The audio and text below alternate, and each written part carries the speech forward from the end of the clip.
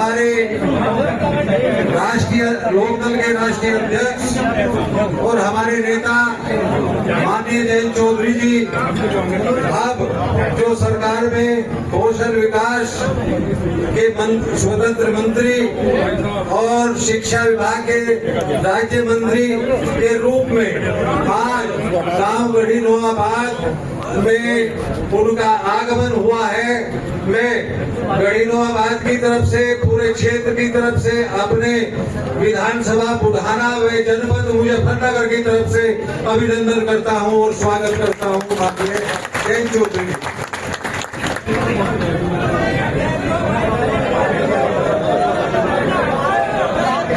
अब आपके बीच जो समस्या होगी, कुछ लोगों की समस्या है जो मुझे बता रहे थे और वो यूँ कहते कि हम जो साहब से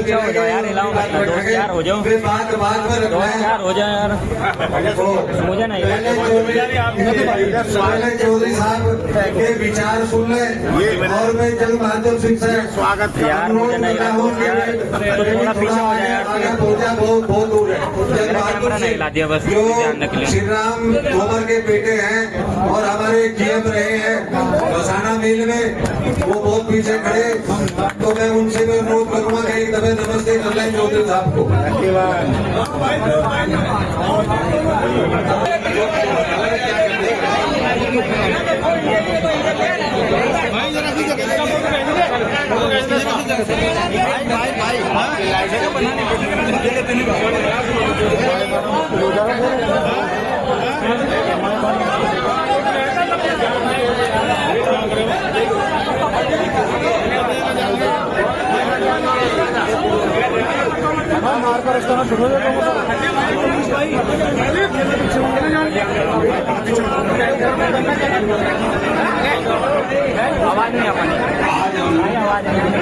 जिनके नेतृत्व में आपका दल लखनऊ में सारे आपके प्रतिनिधि, आपके विधायक उत्तर प्रदेश के विकास को गति देने का प्रयास करते हैं। हमारे विधानमंडल दल के नेता राज्यपाल माल्यान जी के आवास पे हम लोग सम्मिलित हैं और यहाँ मैं मानता हूँ कि दल के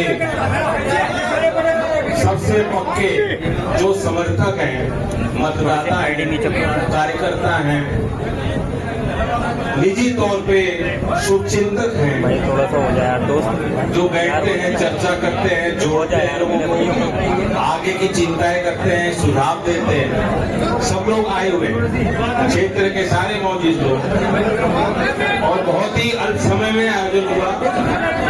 राज्यपाल जी भी तनाव में है, कह रहे जगह छोटी है, व्यवस्था बनाओ। अब कहा जब लोग इतने तो व्यवस्था क्या बनाएंगे, या तो अपना घेर बड़ा कर लो। खैर आपके आशीर्वाद से इनको बहुत सम्मान मिलता है। चौधरी अजीत सिंह जी के करीब है, मैं भी इन पर विश्वास करता हूँ। हमारे सारे विधायक इनका सहयोग और हमारे प्रदेश में मंत्री भी यहाँ मौजूद हैं। ये स्वाभाविक है कि लोकदल का कार्यकर्ता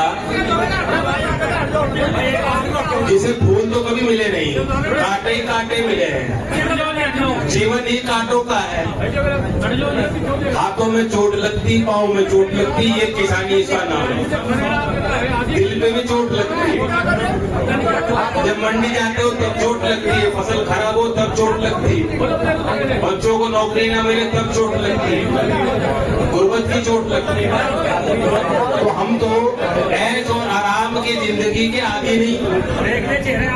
तो स्वाभाविक है कि जो व्यवस्था में थोड़ा भी मौका मिलता है लोकदल के किसी नुमाइंदे को, तो हमें भी समझ में नहीं आता क्या करें। और हमारा कार्यकर्ता भी थोड़ा पीछे सा जाता है, वो लड़ाई लड़ना जानता है, सवाल पूछना जानता है, आलोचना करना जानता है, अपनी बात कहना जानता है।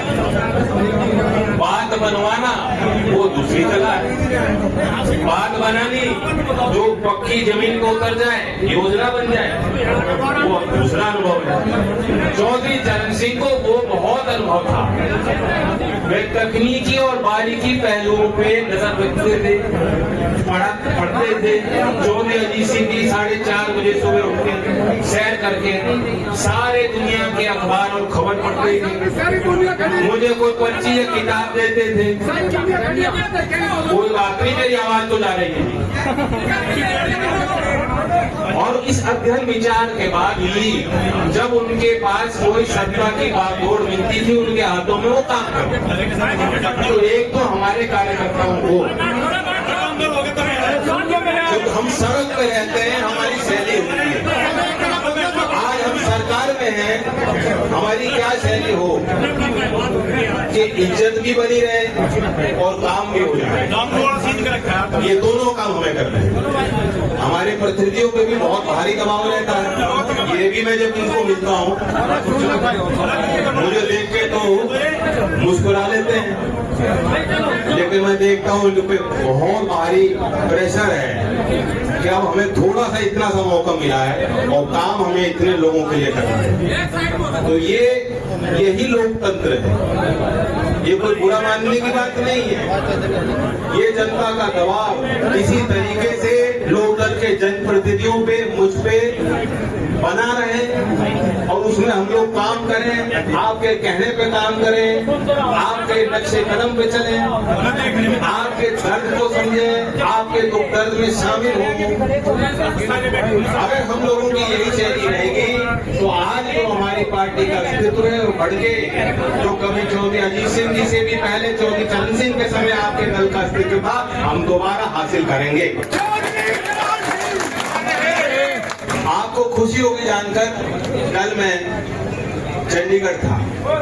चंडीगढ़ यूनियन टेरिटरी है, हरियाणा और पंजाब दोनों की सदारत, दोनों के राज्यों के नेता, वही आवागमन उनका, वही राजनीतिक गतिविधि खूब रहती है। और मैं एयरपोर्ट पे था, वहाँ शहीद भगत सिंह की मूर्ति पे जो है अपने पुष्पांजलि करके बहुत मुझे खुशी हुई कि वहाँ आपके दल के पंजाब तक के लोग, दूर दूर के जिले के लोग आए, जो किसान के नेता रहे, उन्होंने दल को ज्वाइन किया। मैं आपको और खुशी होगी ये बताना चाहता हूँ कि आपके दल की इकाई हाल में उड़ीसा में भी स्थापित हुई। उड़ीसा में भी प्रदेश का अध्यक्ष बन गया। पिछले दिनों राजस्थान में जयपुर में एक अच्छा अधिवेशन हमने किया। आपने सबने इस क्षेत्र के लोग भी गए होंगे, भरतपुर चुनाव में गए, दोबारा आपने जितवाया सारी परिस्थितियों के बाद। तो वहाँ राजस्थान में भी विधायक है, वहाँ भी लोगों की रुचि है। और मैंने देखा है, झुंझुनू जाओ, सीकर जाओ, किसी भी समाज में चले जाओ, घर में जाके देखोगे अभी भी चौधरी चरण सिंह की तस्वीर आपको वहाँ मिलेगी। वही कहानी पूर्वांचल में, उत्तर प्रदेश में, बिहार में चुनाव चल रहे हैं, हम लोग वहाँ चुनाव भले ना लड़ रहे हो, लेकिन चाहे वो मधुबनी हो, चाहे पटना का गांधी मैदान हो, आज भी चौधरी चरण सिंह की आवाज की हुकार और उनकी पहचान लोगों के दिलों में।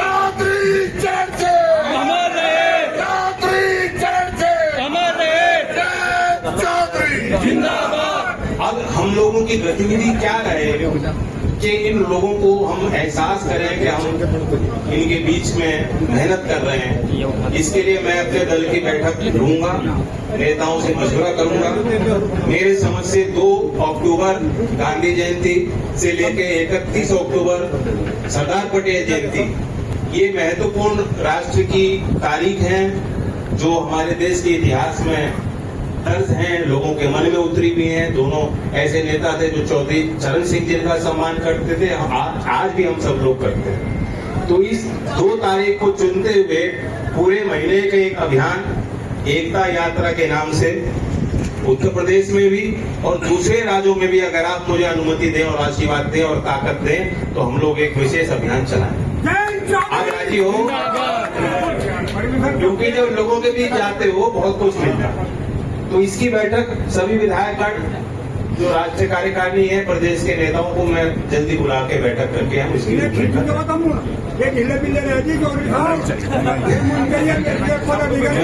कोई ढीले नहीं, मजबूत दुष्ट है। मैं अभी साटू से आ रहा हूँ। साटू में एक विशेष निर्माण हुआ खेल का, आपको मालूम है, बड़ा एक बहुत बड़ी जमीन थी, उसे भी सुरक्षित रखने का एक प्रयास है, बट बाउंड्री वॉल बन गया। आने वाले समय में वहाँ लाइट लगेंगी, खेल की वहाँ सुविधा मिलेगी, वॉलीबॉल कबड्डी और क्रिकेट को उन्होंने चिन्हित किया है, तो मैं और 2 करोड़ रुपए वहाँ लगाने जा रहा हूँ। आपके परेश भाई थोड़ा सा एक कौशल विशेष प्रशिक्षण केंद्र जैसा छपरौली में खुला है। हमारे यहाँ कौन सा गाँव है, मतलब खरड़ गाँव, जानकारी है। किसान इंटर कॉलेज खरड़ में NSDC उसी तर्ज पे एक विशेष प्रशिक्षण केंद्र 1 करोड़ की लागत से वहाँ मुझे लगता है 4-5 महीने में वो व्यवस्था बन जाएगी और उसके उद्घाटन पे भी मैं आऊंगा, आप सबसे मिलूंगा। तो पहले कभी ग्रामीण क्षेत्रों में ये सुविधाएं नहीं थी और व्यापक तौर से निवेश करने की जरूरत है, सुधार करने की जरूरत है। हमारे पश्चिमी उत्तर प्रदेश में खिलाड़ियों के लिए कोई साई का सेंटर नहीं है। एकमात्र सेंटर लखनऊ में है, जो जितने खिलाड़ी आज मिले हैं, कोई प्रैक्टिस करना चाहता है तो या तो हरियाणा जाएगा या वो लखनऊ साई सेंटर जाएगा। इस संबंध में केंद्रीय मंत्री को भी मैं अपना मशवरा दे चुका हूँ। राज्य सरकार पे भी ये बात पहुंची है, वो भी इसके लिए तत्पर हैं। केंद्र की SI की विशेष टीम ने आके अवलोकन भी किया है 2-3 जगह का, और उन्होंने सर्वे करने के बाद कुछ जानकारियां राज्य सरकार से मांगी। ये सारी बातें मैं आपको पहले खुली तौर से बता रहा हूँ। मुझे नहीं मालूम ये चीजें कागज से जमीन तक पहुंचने में कितनी देर लगेगी, लेकिन ये सारी योजनाएं हैं। इंस्टीट्यूट ऑफ नेशनल इम्पोर्टेंस, जिसका नाम मैं नहीं लूंगा, लेकिन जो यहाँ पढ़े लिखे नौजवान हैं उन समझते हैं, जो हायर एजुकेशन की उच्च संस्थानें हैं, उनकी पूरे क्षेत्र में पश्चिमी उत्तर प्रदेश में कमी है और शुरू से ही रही है। तो उस ओर भी, क्योंकि मैं हालांकि स्कूल का डिपार्टमेंट देखता हूं, लेकिन शिक्षा विभाग में मुझे जिम्मेदारी है और केंद्र सरकार में सब सर्वोच्च स्तर पे जो शीर्ष नेतृत्व है उन तक मैं बात पहुंचा चुका हूं कि किसानों की धरती है, ये यहाँ एक औद्योगिकरण की भी जरूरत है और यहाँ शिक्षा के जगत में एक नए प्रयोग की जरूरत है, ताकि आने वाले किसान की पीढ़ियां देश के मुख्य धारा में अपनी जगह बना सके। तो ये सब प्रयास होंगे। मैं इतना ही कहना चाहता हूं। मेरी कोई तैयारी नहीं थी, मैं नहीं जानता था कि यहाँ भोजन के बाद या भोजन के पहले बात रखनी भी पड़ेगी। भाषण और राशन अलग अलग होता है।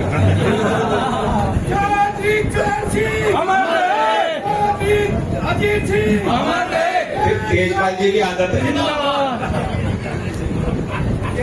आप यूं करो कि मैं आपका नाम आगे से नाम ले लूंगा। और इस क्षेत्र का जो मैं जानता हूँ, एकमात्र जो सबसे बड़ा मुद्दा है, समझ गए क्या है? वो भी एक हम सबके लिए बड़ा इशू है।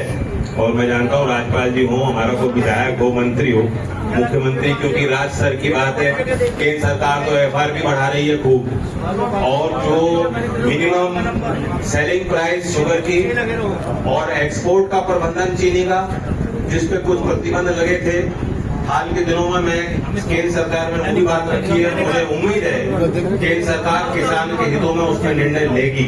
आप सबको जानकारी होनी चाहिए कि इंडिया और यूनाइटेड किंगडम का जो हमारे मंटू मियां का नाती जो है पोता जा रहा है यूके में, एक विशेष करार हुआ बिना किसी शुल्क के अब दोनों देशों में व्यापार हो। ये बहुत बड़ा अवसर है उत्तर प्रदेश के किसानों के लिए, आगरा के leather manufacturing shoes manufacturing industry के लिए, उत्तर प्रदेश के कुटीर उद्योग के लिए, मेरठ के स्पोर्ट्स कोड इंडस्ट्री के लिए एक बेहतरीन अवसर है। आज के समय में आप देख रहे हो दुनिया में सारी चीजें बदल रही हैं। देशों के बीच में जो रिश्ते पहले जहाँ अच्छे थे, मधुर लगते थे, वहाँ खटास पैदा। सभी देश अंदरूनी तौर पर देख रहे हैं कि हम अपनी अर्थव्यवस्था को मजबूत कैसे करें, अपने क्षेत्र के उद्योगों को बढ़ावा कैसे दें, हमारे यहाँ ग्राहक अपने यहाँ के जो उत्पाद है उनको खरीदें, उसके लिए प्रधानमंत्री भी प्रेरित करते हैं। साथ ही EFTA जो यूरोप के 4 देश है उनके साथ भारत का करार हुआ। यूरोपियन यूनियन के साथ भी ट्रेड डील की बातचीत चल रही। पूरा यूरोपियन कमीशन भारत आया था लगभग 4 महीने पहले, एक महत्वपूर्ण बैठक हुई थी। मैं भी उस बैठक में मौजूद था और वहाँ बातें काफी आगे तक पहुंची हैं। मैं विश्वास कर सकता हूँ कि व्यापार के क्षेत्र में ये देश जरूर तरक्की करेगा और मजबूती हासिल करेगा। अभी हम चौथे नंबर पे हैं, दुनिया में तीसरे स्थान पे देश की अर्थव्यवस्था पहुंचेगी। और देश में आबादी बहुत है, देश में अभी भी अमीर और गरीब के बीच में बहुत बड़ा अंतर है, लेकिन जैसे देश की अर्थव्यवस्था का आकार बढ़ेगा, हमारा कद बढ़ेगा दुनिया में, उसका लाभ गांव के गरीब और मध्यम वर्ग के लोगों को भी निश्चित मिलना है। और सबसे बड़ी बात है कि भारत झुकने वाला नहीं देश। प्रधानमंत्री जी ने 2 टूक कहा है, वो आपके दिल की बात कही कि किसी का जवाब मैं सहन कर लूंगा, लेकिन देश के किसान के लिए, देश के मछुआरे के लिए, देश के कारीगर के हित से हम लोग समझौता नहीं कर सकते। तो मैं समझता हूं कि इससे कुछ बड़ी बात है। तो इस बात से हमें हिम्मत लेनी चाहिए कि हमारी बातें वहां तक हैं, नजर है, मुजफ्फरनगर के खेत खलियान पे नजर है, यहाँ के किसानी करने वाले, मजदूरी करने वाले हमारे मेहनत कश किसान और मजदूर पे नजर है। और यही लोकदल का एजेंडा है, यही लोकदल का मतदाता, ये लोकदल का वोटर और समर्थक। मैं तो इशारा कर दिया खूब, इससे ज्यादा मेरी बंदिश है, मैं नहीं कह सकता। मैं जो कुछ हूँ आपके लिए हूँ, सीधी 2 टूक बात कह रहा हूँ। जब आप कह दोगे, जैसा आपको लगेगा वैसा ही निर्णय लेता आया हूँ, वैसा ही निर्णय लूंगा। धन्यवाद।